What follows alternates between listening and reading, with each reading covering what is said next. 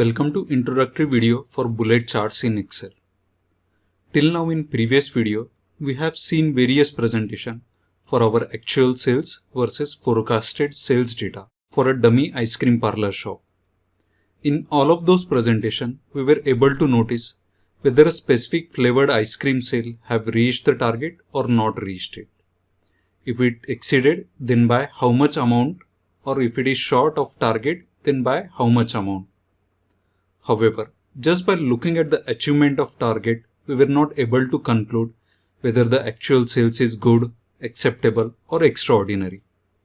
To present such information in chart, we will use bullet charts. So let us now quickly understand a little background about this chart, how to read it, and why it should be used. Bullet charts were introduced by Stephen Few as a GOG of sorts that is specifically designed to work well on the dashboards. This chart is an effective method to show the progress and also to compare your actual sales versus forecasted sales. This chart is primarily having three rating scales color coded in the background. These can be bad, satisfactory, and good.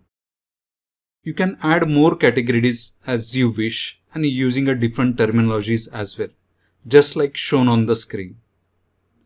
However, it is recommended by Stephen Few to keep this qualitative scale category max up to 5 only. Whenever you are tempted to exceed these three qualitative scales, you need to ask whether that level of precision is really needed for your performance monitoring.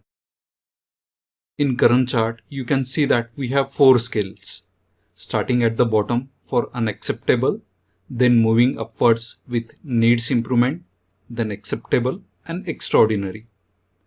All of these scales are color coded differently. And finally, our actual value is shown as a simple vertical column and target value is shown as a horizontal line.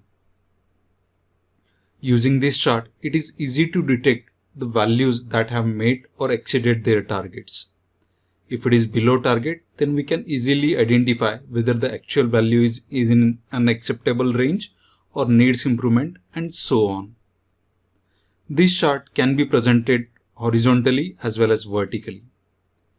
This chart is not currently inbuilt in any version of Excel and we need to use alternative approaches to create it.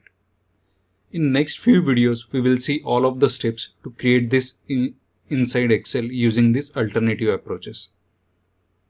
Now, before we move ahead, I would like to give you a heads up that creating these vertical bullet charts in Excel is relatively easy as compared to creating horizontal bullet charts.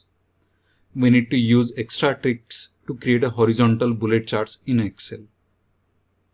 Further, creating bullet charts using percentage is relatively easy compared to creating bullet charts with absolute values. Anyways, do not worry too much. I am here to help you out with this creating bullet charts in Excel. So stay tuned and watch the next videos for learning all the steps to create this chart inside Excel.